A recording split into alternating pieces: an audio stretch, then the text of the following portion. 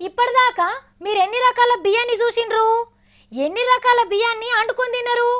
సోనా మసూరి, సాంబా మసూరి, బాస్మతి, కర్నూలు బియ్యం, సిట్టి ముత్యాలు, సురేఖ, వరంగల్ 14, 1001, హంస, స్వర్ణ ఇవన్నీ చూసుంటారు.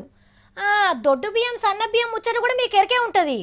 కానీ మీరు ఎన్నడూ చూడని బియ్యం ఒకవేళ తింటే మళ్ళా తినేందుకు మనం ఉండని బియ్యం వచ్చినాయట మార్కెట్లకు. ప్లాస్టిక్ డబ్బాలు, ప్లాస్టిక్ బకెట్లు, ప్లాస్టిక్ బిందెలు, ప్లాస్టిక్ గిలాసాలు లెక్కనే ప్లాస్టిక్ బియ్యం కూడా వచ్చినాయి మన దేశంలోకి. అక్కువ కమ్మే అరేక్ మాల్కు పేరు అయిన చైనా దేశపోలేకి ఎగరం చేసిండ్రు. మంచి బియ్యంలో ప్లాస్టిక్ బియ్యం కలిపి కేరళ రాష్ట్రంలో అమ్ముతున్నారట. సూపులకు అచ్చం మన బియ్యం లెక్కనే ఉంటాయి కానీ ఉడకబెట్టినాక తెలుస్తాయి ప్లాస్టిక్ అని. సరిగా ఉడకయి గంజాట కట్టినట్టు ఉంటుంది. ఇక ఏం కాదని తింటిరంటే కడుపులో ప్లాస్టిక్ గోదాం దాచుకున్న వాళ్ళు అవుతారు. తిన్నది అరుగుతలేదని సోంపు ముక్కినా క్రెయిన్ ఒక్కపొడి వేసుకున్నా పనిచేయేది. చక్క దావకాన మంచం ఎక్కుడే. అగో గంత డేంజర్ అన్నట్టు ప్లాస్టిక్ బియ్యంతోని. మరి ఇవి ఎట్లా తయారు చేస్తారంటే ఆలుగడ్డలు, మొరంగడ్డలు, ప్లాస్టిక్ కాగితాలు కలిపి గరం మిషన్లు వేస్తారు. సాంచ మీద బట్టలు వేసినట్టు మిషన్లకు వెళ్ళి బియ్యం నూడిల్స్ బయటకు వస్తాయి.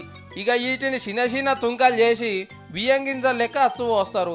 అచ్చం బియ్యం లెక్క తయారైనాక మంచి బియ్యంలో కలిపి బస్తాలు నింపి మన దేశానికి పంపుతున్నారు చైనాలు. ఇక అగ్వకు దొరుకుతున్నాయి అని మనోళ్ళు కొంటున్నారు కానీ తిన్నాక కడుపులో లేని రోగాలు వస్తాయి ప్లాస్టిక్ బియ్యంతో. ఇక బియ్యం కొనేటప్పుడు ఇంటికి వచ్చినాకనో మీరు కూడా ఒక పారి చెక్ చేసుకోండి. లాపర్వా చేయొద్దు చూడండి.